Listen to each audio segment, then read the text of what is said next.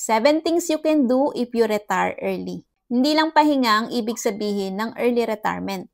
Ito yung freedom to choose how you live every day. Ito yung 7 bagay na pwede mo nang gawin kapag nag-retire ka ng maaga. Number 1, mag-travel kahit hindi peak season.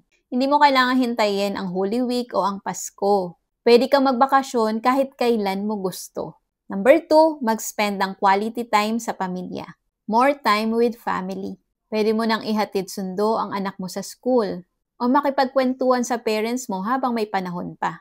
Number 3, simulan ang passion project.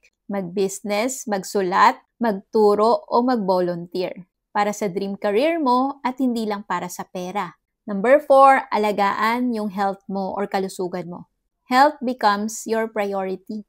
Hindi ka na puyat, stress araw-araw. Pwede ka na mag-focus sa pag-aalaga sa katawan mo. Number 5, matutong muli o mag-aral ulit. Kung may gusto kang course, skill, or hobby, now you have time to learn it.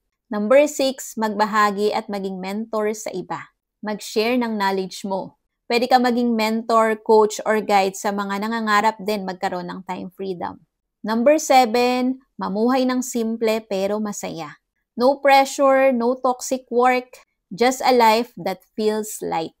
Kasi plinano mo ito. Hindi imposible ang ganitong buhay.